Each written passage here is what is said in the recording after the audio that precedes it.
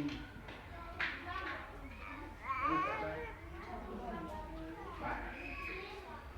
So, tunapofika mahali hapo, tunaanza sasa kuenda kila fungu vile inatuambiaje katika hali ya kukua na umungu wa Mungu. Saa ile tunapokuwa na wokovu, Ezekiel anaongea hayo.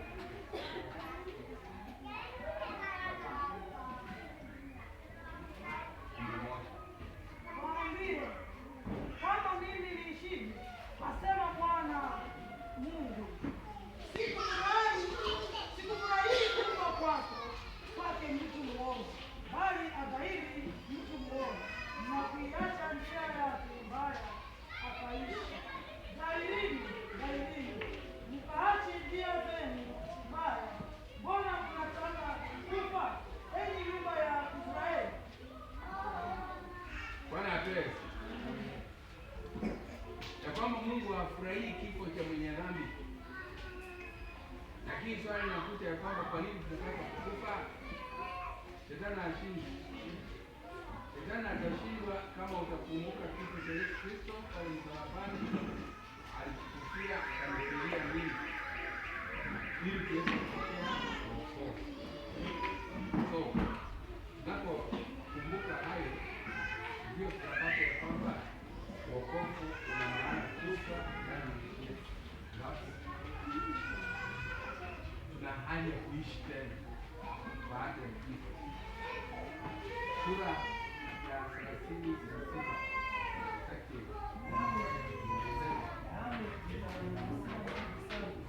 nitakuwa safi, nitawatakaseni na uchafu wenu wote na vinyago vyenu vyote, nami nitawapa ninyi moyo mpya, nami nitatia roho mpya ndani yenu, nami nitatoa moyo wa jiwe uliomo ndani ya mwili wenu, nami nitawapa moyo wa nyama, nami nitatia roho yangu ndani yenu na kuwaendesha katika sheria zangu, nani mtazishika hukumu zangu na kuzitenda.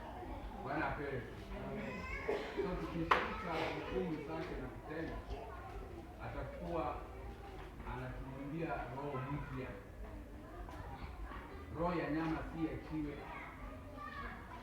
roho ya kuamini si ya kutoamini, ndio tutapewa. Bwana apewe. Kama tutashika amri Mungu. Hapa tukielewa anaongea katika sura ya 2:4. Roho yake hukutuma, haina unyofu ndani yake, lakini peke yake ataishi kwa imani yake. Tunaweza tukajikuna kwa sababu tuko na mali, tuko na kila kitu, lakini hapa tunaelezewa ya kuwa mwenye haki ataishi kwa imani, si mali. Wale wote ambao wako na mali wakati wanapokufa, hata wao wanasema haiko na nyumba, hakuna. Wanasema tu yeye ametuachia watoto wawili ama hapo ndio. So mali hakuna kitu cha kusafiri kwa sababu ni hapa duniani na inapita. Mimi nashukuru na nafurahia kwa sababu nimeona kama mtaacha yote tutaenda. Sasa imani inahitaji kweli. Alafu napata Mwanzo 3:10 na 15. Utaweka uadilifu kati yako na huyo mwanamke, kati ya uzao wako na uzao wako. Yeye atakiponda kichwa chake, nawe utamnyima kichwa chake. Bwana pesa. So adui inapatikana kwa sababu gani? Kwa sababu makosa yameingia. Hata na hawa walipofanya makosa, hapa ndio wanapewa watu. Aliyefanya makosa na hawa na hata akaunga mkono akaanguka. Ndio sasa wanasema kwamba ataponda kichwa chake naye atamuuma maskini. That's why nyoka inashughulika kwa haishughulikii kuuma mkono. Ukiona imeuma mkono unalipeleka huko, lakini lazima iume mkono.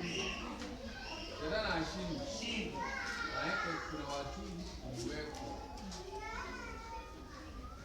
Ukitoka hapo tunakuja kitabu ambacho ni Isaya 45 fungu la 22.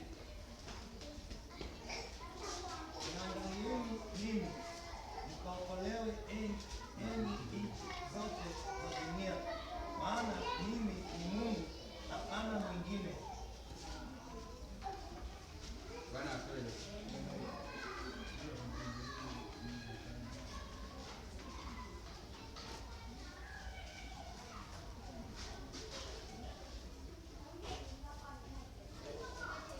Bwana asifiwe.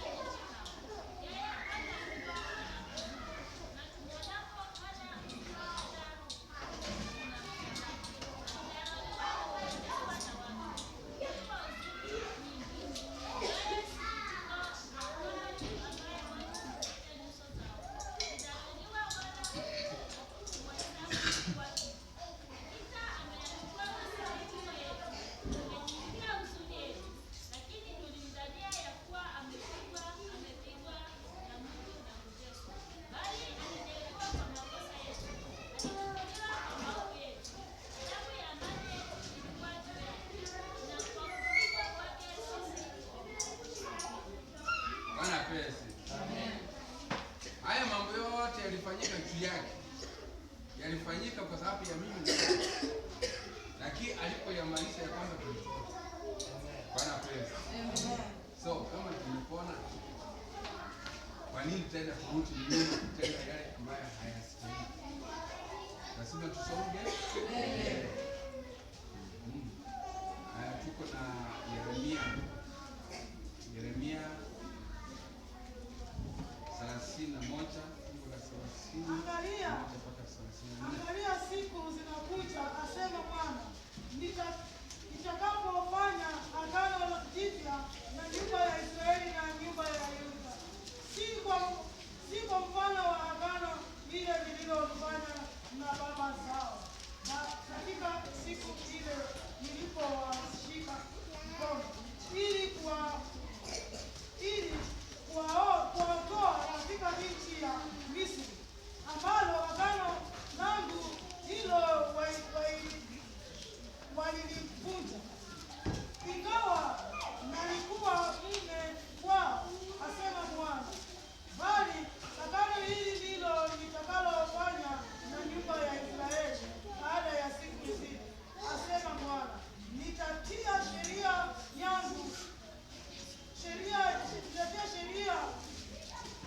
yangu ndani yao, na katika mioyo yao nitaiandika, nami nitakuwa Mungu wao, nao watakuwa wana wangu.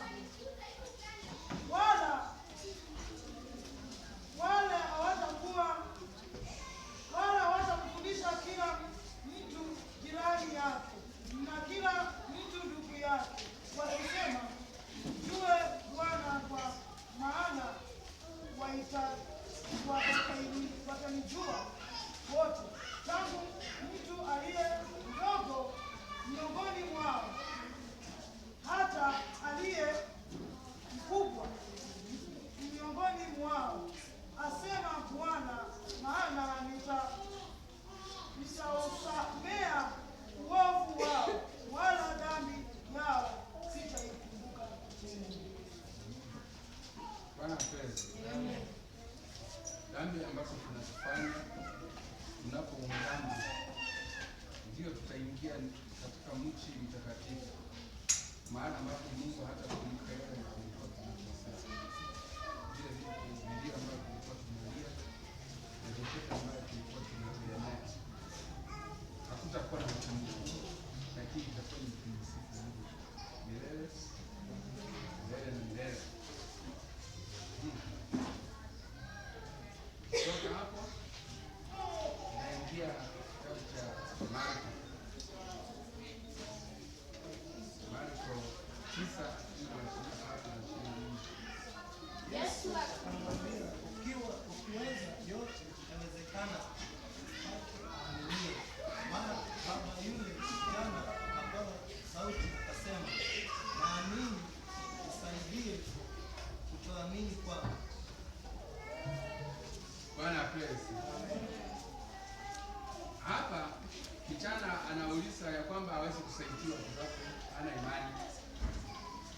Na sisi tunapokosa imani tunasaidiwa na Roho Mtakatifu. And that's why tunakuja pamoja. Na hivyo ndio inaandikwa ya kwamba tusikose kuungana pamoja kwa ajili ya kuhimizana tunapoona kucha kwake huko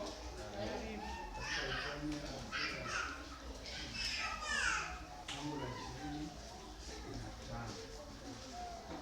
Bwana praise. Lakini tusipokea tunasema kwamba na ukichoka kutenda hiyo mema mnayotoka kufanya, basi hakuna msamaha bali ni mauti. Fungu la 26. Haya. Tumetoka hapo. Luko Yohana 3:3 mpaka 8. Yesu akajibu akamwambia, amini amini nakwambia, mtu asipozaliwa mara ya pili hawezi kuona ufalme wa Mungu.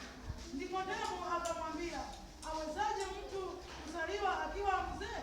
Aweza kuingia tumboni mwa mamaye mara ya pili akazaliwa?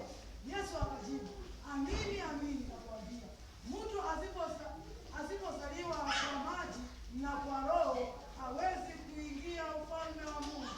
Kilichozaliwa kwa mwili ni mwili, na kilichozaliwa kwa Roho roho. Usijaajabu kwa kuwa nilikuambia, hamna budi kuzaliwa mara ya pili. Upepo huvuma upendako, na sauti yake waisikia, lakini hujui unapotoka wala unapokwenda. Kadhalika na hali yake kila mtu aliyezaliwa kwa Roho. Naambiwa ya kwamba upepo unapovuma hujui mahali unatoka wala mahali unaenda. Kuzaliwa mara ya pili haivurugi ndani ya tumbo la mama, lakini ni kubatizwa ndani ya maji. Si ya kuwekewa msalaba wala kusimama ndani ya kitambaa. Si ile unanyunyizwa tu kwa kichwa, lakini ile unasimamishwa ndani ya maji. Na hapa anasema ya kwamba kilichozaliwa na mwili ni mwili, kilichozaliwa na roho ni roho. Sasa hapa tuko na ubatizo mara ngapi? Mara mbili. Bwana apewe. Tuko na ubatizo wa roho na tuko na ubatizo wa maji. Ubatizo wa roho, hakuna mmoja ambaye huwa anakusimamia kwamba unaenda kubatizwa. Hata mimi mwenyewe siwezi nikakusimamia. Ni Mungu mwenyewe anakubatiza. Bila unavyojiweka mbele sana, na vile unamtafuta kwa hamu, na vile unaomba kwa bidii, yeye anakubatiza huo ubatizo wa roho. Mtu asitanganya kujiandaa kubatiza ubatizo wa roho. Never. Roho apili, na hakuna saa ile mtu atapima roho kukuwekea. Ni imani yako na kitu yako ndio umechukua, hivyo unabatizwa na roho. Kwa nini? Vile ndio sababu mtu anaingia kwa roho, anakuwa nabii, anatafsiri na kila anachowahi kubatizwa. Yeye anaongozea abatizwe ubatizo wa Mungu. Sasa swali linakuja hivi katika hilo fungu. Kwa hiyo wale wote ambao watakuja kuwa na roho wakati wa mwisho hawatapata uzima wa milele, kwa sababu watabatizwa ndani ya maji. Hivi inasema hapa. Maana yake kutakuwa na waistie wataingia, kutakuwa na salvation nani wataingia, kutakuwa na Waislamu wataingia, kutakuwa na Roho Mtakatifu wataingia. Kila dhehebu tuko na watu watatoka huko ambao watapatilishwa na roho, wataingia katika ufalme wa Mungu. Na tuko na watu hata hapa wale wataingia jehanamu.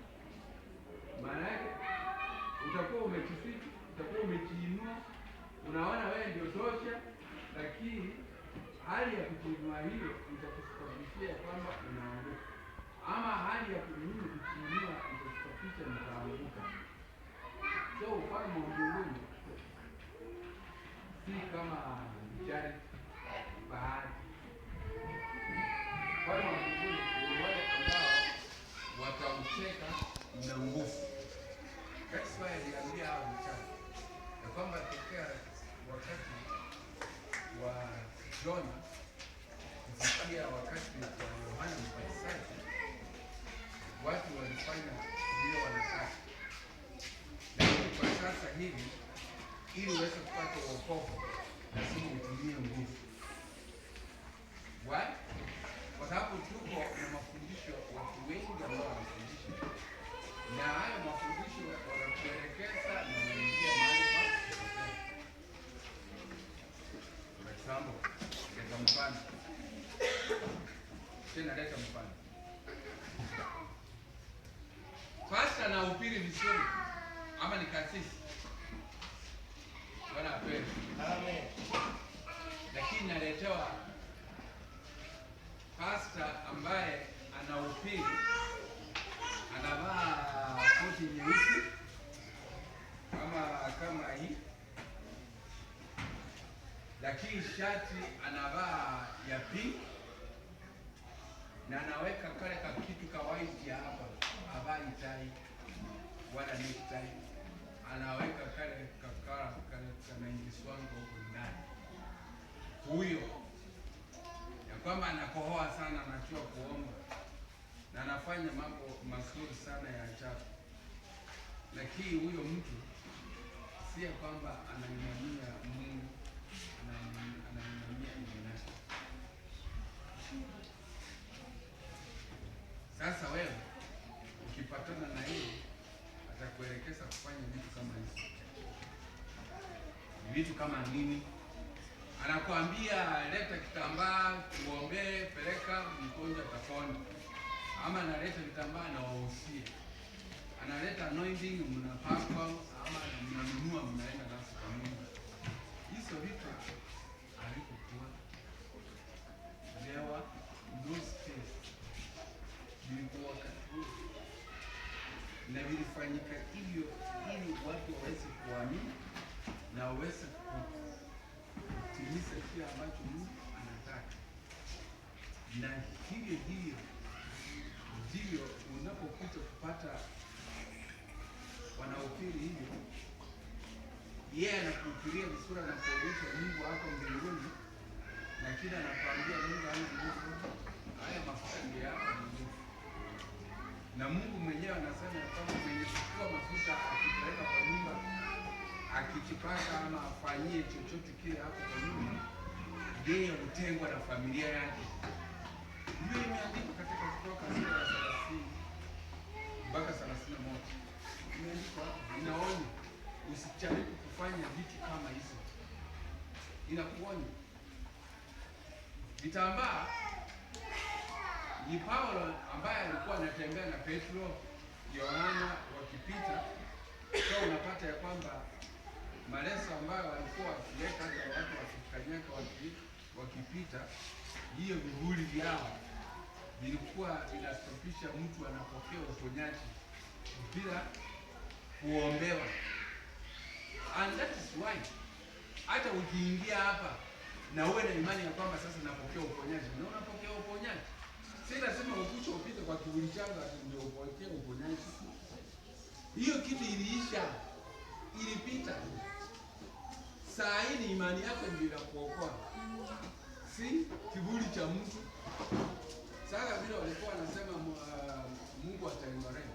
Mungu ataingoreni ni mtu tu kama mimi. Lakini sasa wanakimbia wakiingia kwa Mungu.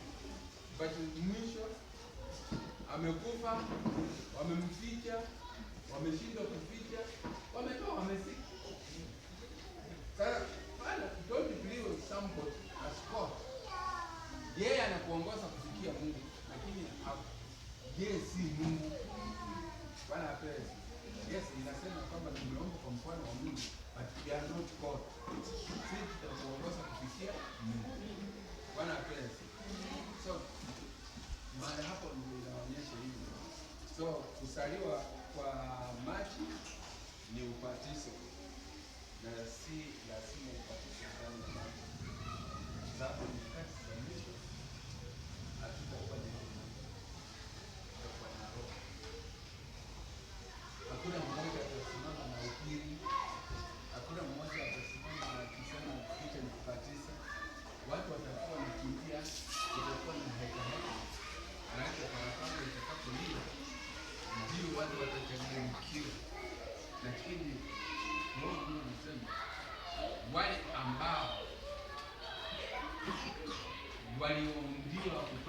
uzima wa milele, hawataonja mauti. Atawapata wakiwa wazima. Hiyo ni Wakorintho sura ya 15. Ukisoma hiyo utafanya makosa. Na Paulo anaeleza vizuri sana. Tena anaweka mpaka. Anasema kutokea wakati wa Musa, wale wote walikuwa wameamini, wale wote walikuwa wanazingatia sheria, ambao walikuwa wamekufa, wale walitenda yaliyo mema, ambao walikufa, walifufuliwa pamoja na Kristo, ili kusiwe na mchanganyiko wakati Kristo anapokuja, sababu pale walikuwa chini ya sheria na sisi tuko chini ya neema. So wale walikuwa chini ya sheria na wakatimiza hizo sheria, ndio walipelekwa mbele za Mungu wakiwa mazao ya kwanza. But sisi tunakuja kufufuliwa tukiwa chini ya neema, tunakuja kupatilishwa kutokufa na kutoharibika tukiwa chini ya neema. That's why mtu anaipa lakini awamu nakamatwa narudi kwa nyumba. But wakati ule walikuwa wanamficha ndani ya hekalu, anamaliza mwaka huko atembei, alafu siku ya upatanisho Bwana akishaenda huko aingie katika chumba cha pili, atoke huko akuje chumba ya kwanza, atoke huko akuje hapa nje. Ndio hao watu walikuwa wanakimbilia wanarudi, lakini kama si hivyo hawakuenda nyumbani, walikuwa na wao. Basi saa hii hawa wao nasema nisamehe. Hata ukienda kwa polisi unakamata, unakuta unaongana hapo, unatoka tena mtoto nyumbani tena unasema sasa ulikuwa unafikiria sitatoka. Wewe mtu anaanza kukimbia shalala upe saa hii tuko chini ya neema. Lakini kama ni zamani unawawa saa hiyo kama shetani ashindi. Haya, tuko 2 Corinthians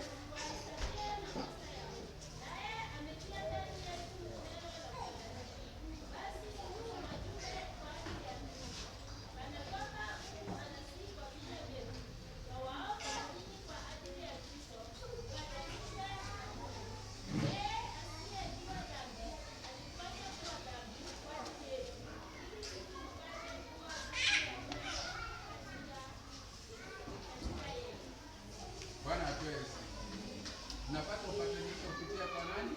Kristo, ambaye alikuwa haki, ambaye alikuwa ni Mungu, akawacha kuwa Mungu, akasaliwa kama mwanadamu na akapepa udhaifu wa mwanadamu mpaka pale msalabani, na alipofufuka alifufuka akiwa mfalme. Bwana apewe. Mtu arudi tena kwa msalabani na akuti tena kukanyaka hapa chini atanaokoa mwanadamu. No. Sisi vile Paulo anaongea, anasema ya kwamba sisi ni wajumbe ambao tunawakilisha Yesu Kristo. Na Kristo kana kwamba anaongea kupitia kwetu. Anawasihi muweze kusipokea neema zake ili muweze kukombolewa. Bwana apewe. Na mkisha kombolewa, anapokuja mara ya pili, ndio tutapaa mfano wa hizi tukienda kumlaki sababu tumeshinda mauti. Bwana apewe sifa. Halafu tunakuja Wakalatia sura ni ya kwanza fungu la 4 na 3 fungu la 13 na 14.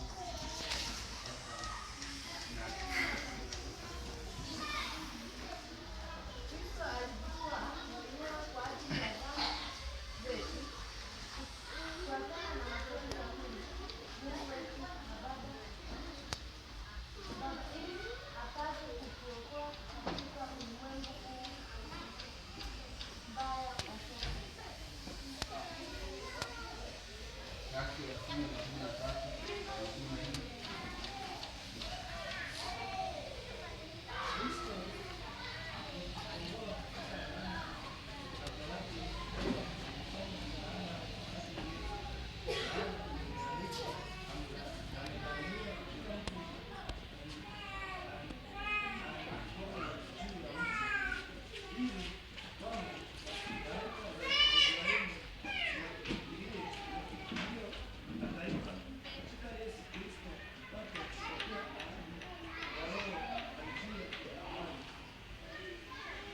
Bwana apewe.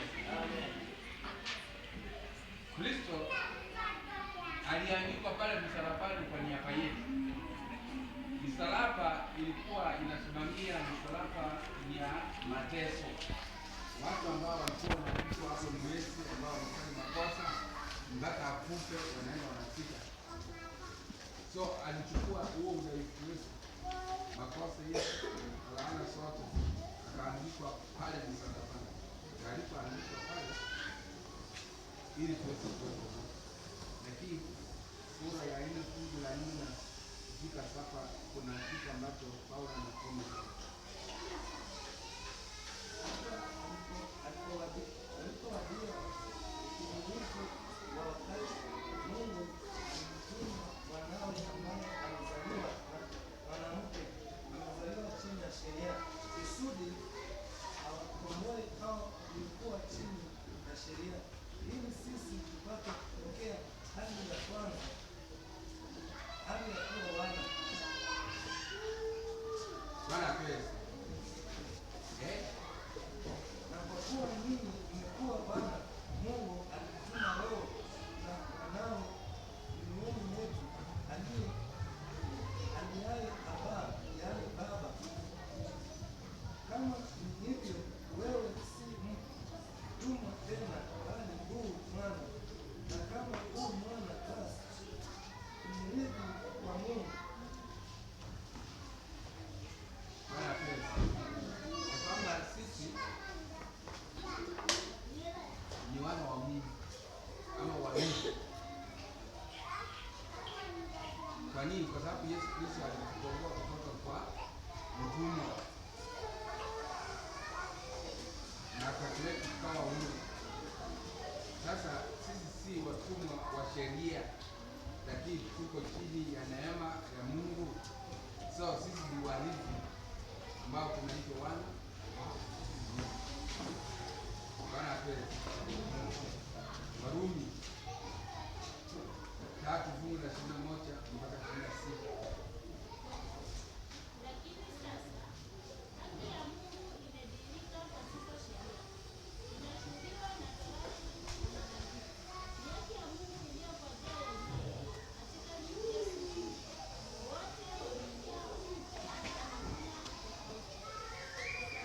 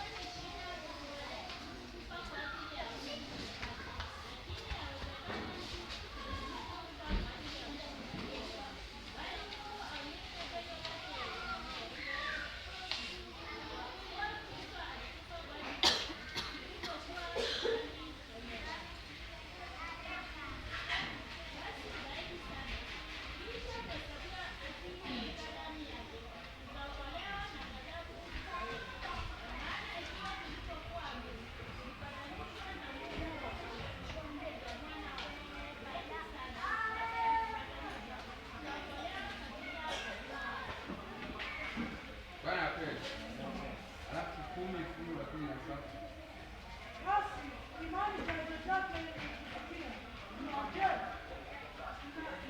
Basi imani chanzo chake ni kusikia. Unaposikia huja kwa neno la Kristo.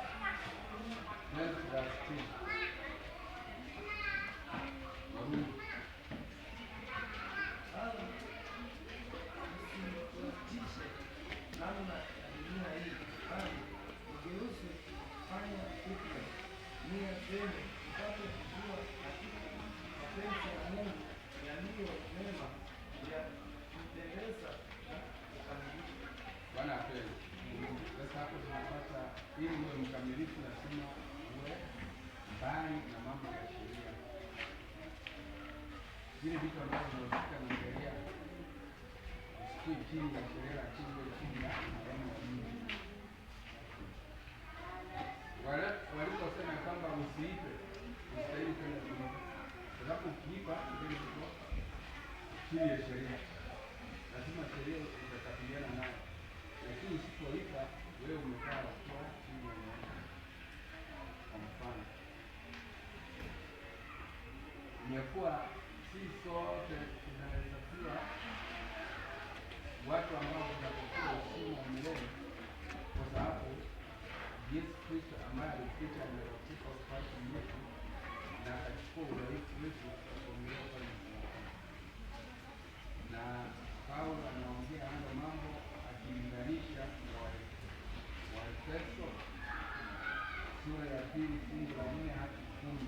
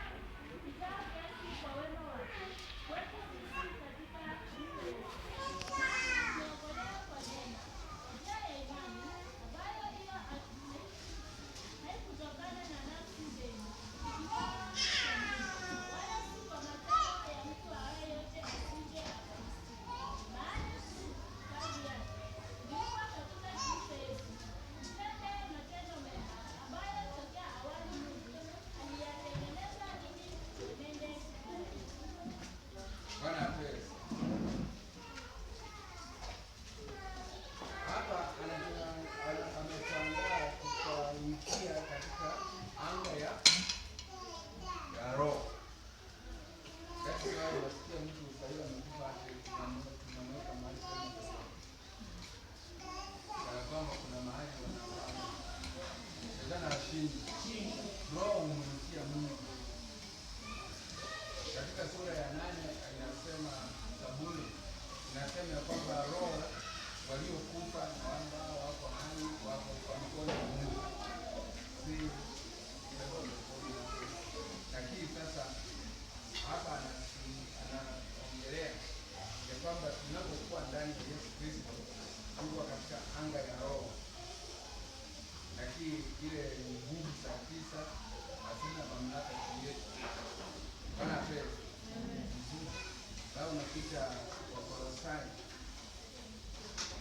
Wakolosai 1:13 na 14. Naye alituokoa katika nguvu za giza, akatuhamisha na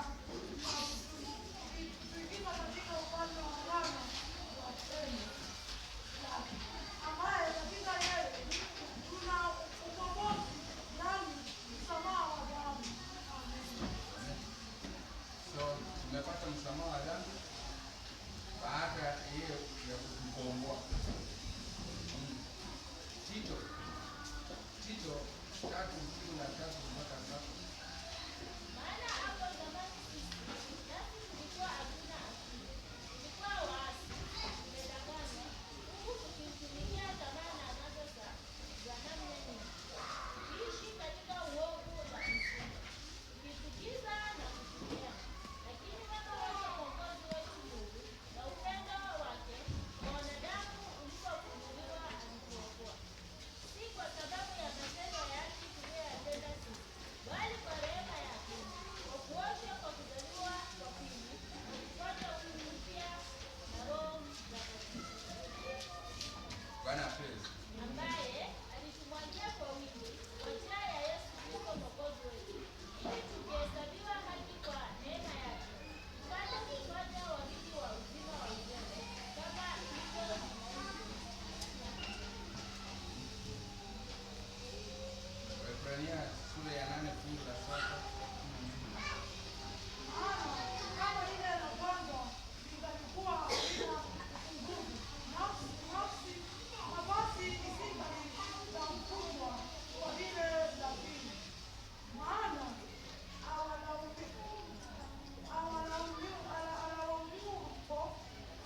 awalaumipo asema, angalia, siku zinakuja, asema Bwana, nami nitawaitumikia nyumba ya Israeli na nyumba ya Yuda agano jipya. Halitakuwa kama agano lile lililoagana na baba zao katika siku zile nilipowashika mikono yao niwatoe katika nchi ya Misri, kwa sababu hawakuhudumu katika agano langu.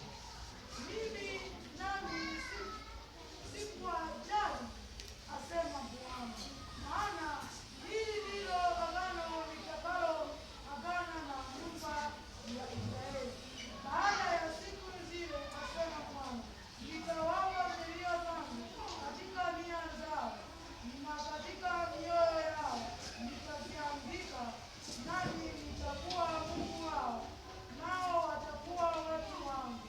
Nao hawatarudishana kila mtu na jirani yake na kila mtu na ndugu yake, akisema, mjue Bwana, kwa maana wote watanijua, tangu mdogo wao hata mkubwa wao, kwa sababu nitawasamehe maovu yao na dhambi zao sitazikumbuka tena. Amina. Haya, tunaelekea fungu la Petro wa kwanza sura ni ya kwanza fungu la 23. kuwa umezaliwa mara ya pili, si kwa mbegu iharibikayo, bali kwa ile isiyoharibika, kwa neno la Mungu lenye uzima lidumulo hata milele. So tunapata baada ya kusamehewa makosa yote, tutakuwa tumezaliwa kwa mbegu isiyoharibika. 2:21. Kwa sababu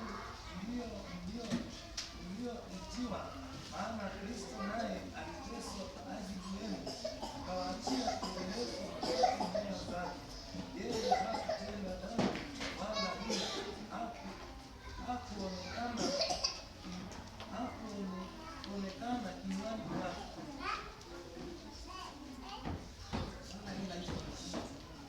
Amen. Alafu Petro wa pili sura ya kwanza fungu la 3 na 4.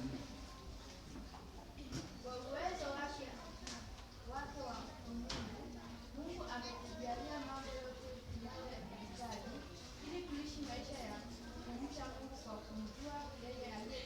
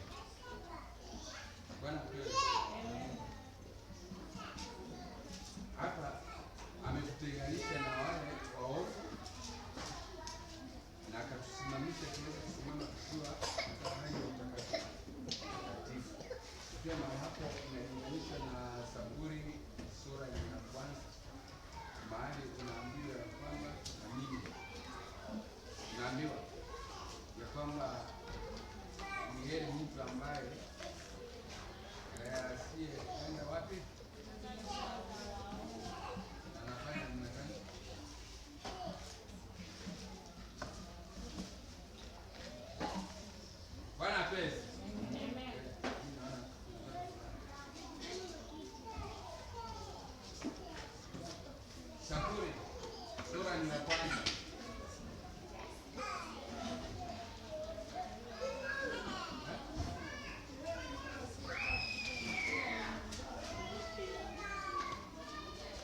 Zaburi sura ni ya kwanza. Kila mtu amefungua. Ana mtanipata basi. Wala ambao hamna kufikiria. Heri mtu yule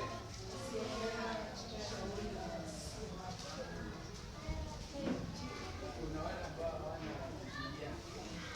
Wanataka kuongozwa. Tunaenda mkinipata. Wala mbele. Ni Zaburi sura ya kwanza.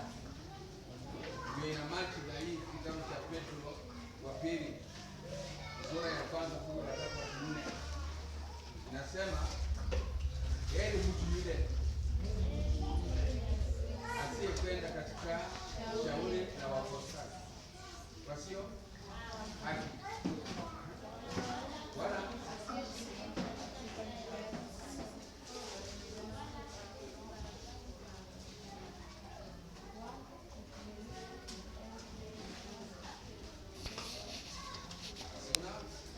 niliwaambia ni waongozi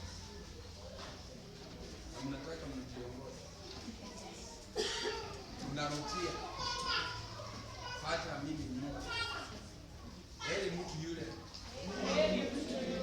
asiyekwenda katika shauri la wasio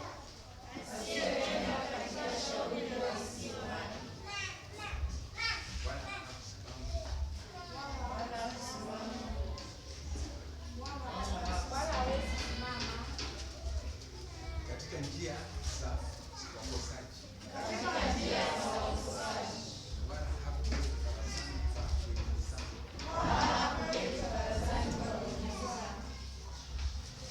Bali sheria ya Bwana ndiyo impendezayo. Na sheria yake uitafakari mchana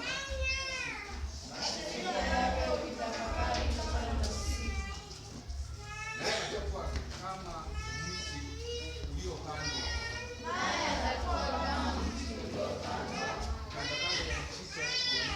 kando kando ya mito ya maji, usahau matunda yake kwa majira yake, wala jani lake halinyauki, na kila atendalo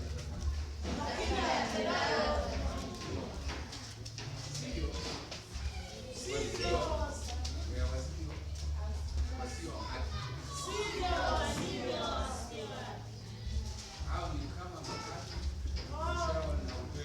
Hao ni kama makapi yapepetishao na upepo. Kwa hiyo wasio haki hawatasimama hukumuni, wala wakosaji katika kusanyiko la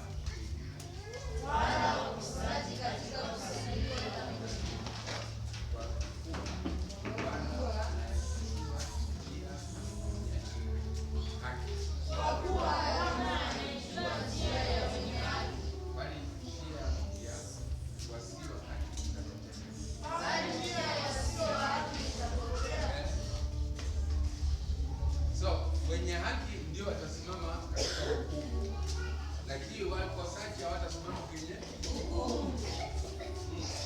Alafu Yohana naye anaongea katika kisiwa cha Patmos katika sura ya 13 fungu la 8, anasema namna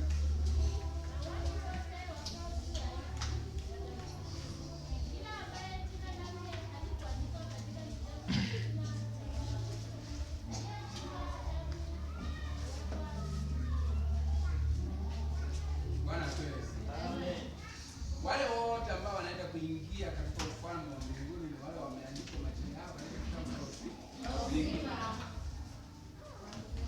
ambao wametakaswa na damu ya Yesu Kristo, na ambao wamebeba msalaba wakamfuata Yesu Kristo, na ambao hawakuhesabu maisha yao kuwa bora, na ambao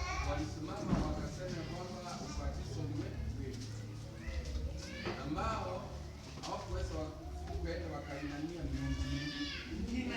So majina yao yaliandikwa katika kitabu cha Simba. Na hao ndio watapata, na hao ndio wataingia.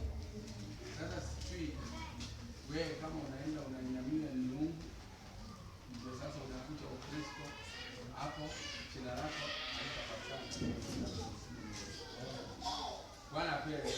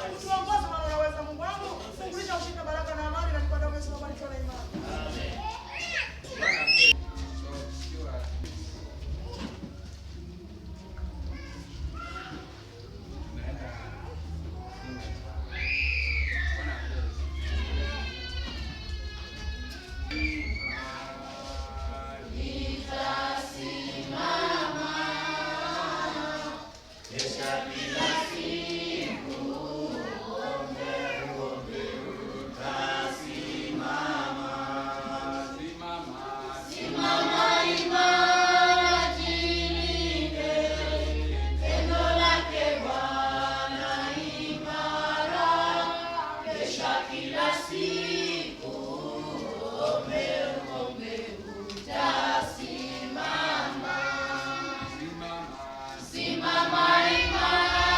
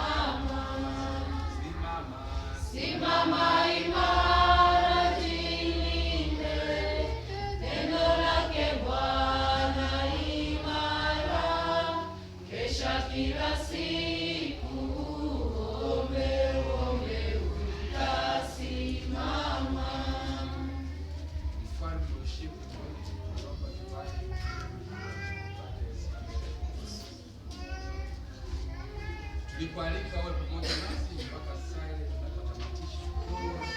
Saa imefika ya kwamba tunapoenda nyumbani.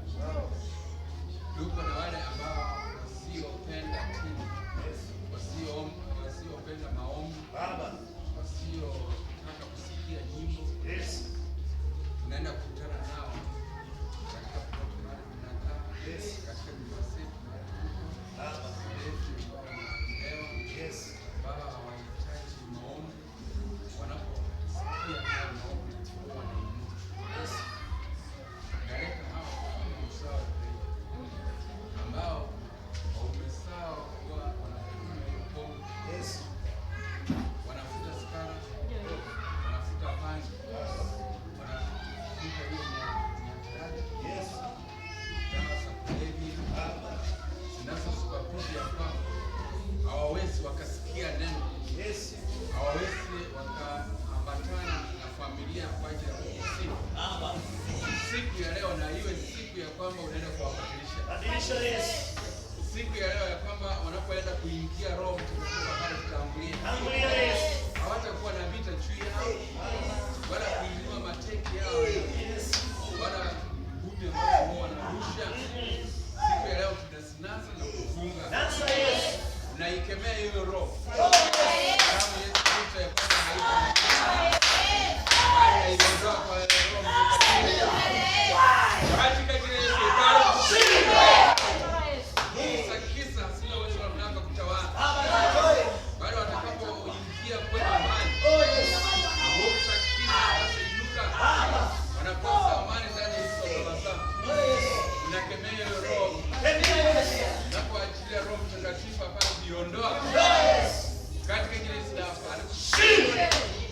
nguvu za kisa ambazo zinatawala safari, ambazo hawawezi wakakula chakula pamoja, wanaingia wakiwa na vita, mwaka vyakula ambavyo vinaandaliwa.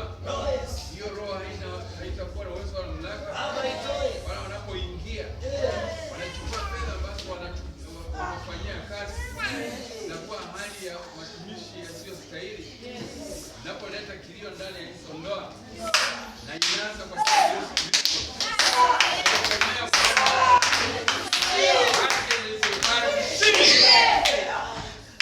Kama nakuja mbele yako nikiamini usimama ukiwa mtetezi.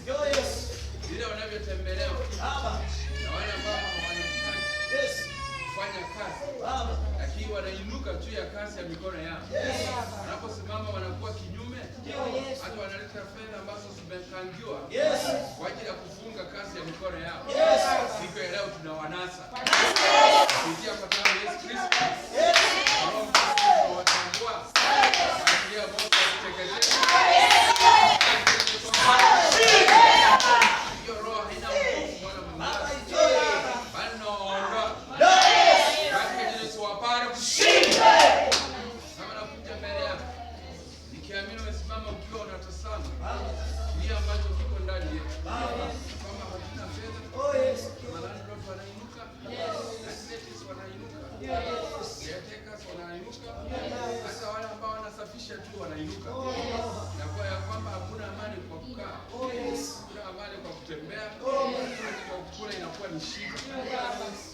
Haya yote ambayo yanafanyika na wanasa wote ambao wako na hiyo tabia, kila mahali popote walipo hawatakuwa na amani. Bali nakemea hiyo roho katika Yesu. Wapare kushinda nguvu za kisa na kutoa vitisho kila wakati. Wapangaji wanapoingia, wanapotoka, wanakosa amani na simama kinyume. Ninapokemea hiyo roho katika Yesu, wapare kushinda. Sema kwamba watu kama hao roho zao utasichukua na utawapumzisha. Hawatakuwa na nafasi ya kuhangaisha wala kukosesha amani. Mmewaleta mkononi mwako. Una nguvu na mamlaka juu ya vichwa vyao, juu ya mikono yao, juu ya miguu yao. Mahali popote ambapo wao wanaenda kwa hizo baraza, naachilia roho wa vita, roho kuwatawanya, hawatakuwa na amani, bali na waondoa katika jina la Yesu. Wapare nguvu za kisa unapoziondoa, utawateusha, watakuwa Samaria wema, ambao watasimama wakiwa na amani, ambao watakampisha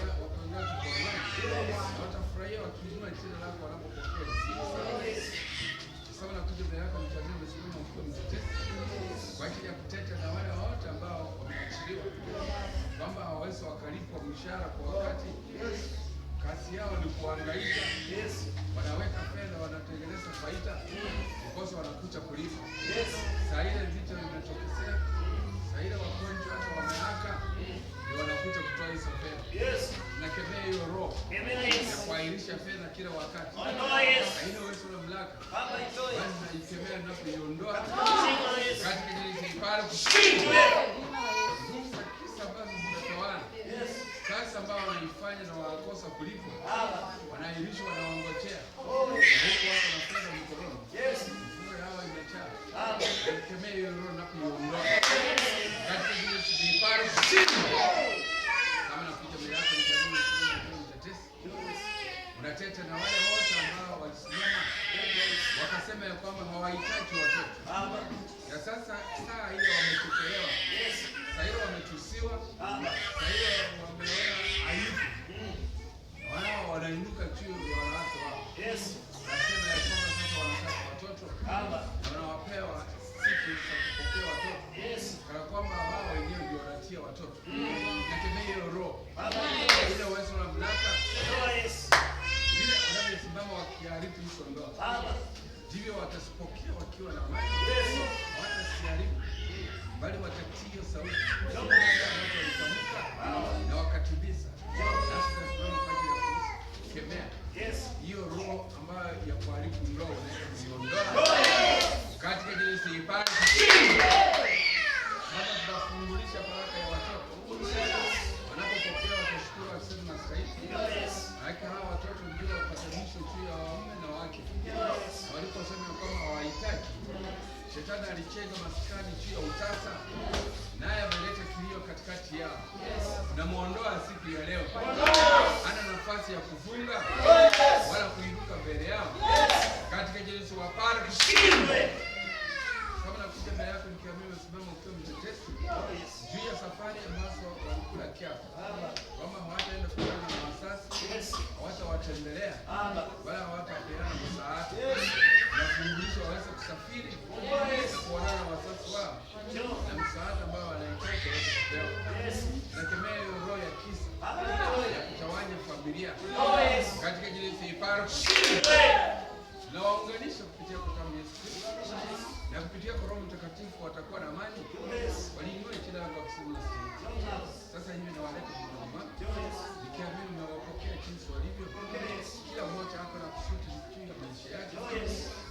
Kabla ya chaomba ulijua ya kwamba siku ya leo atakuwa mahali hapa.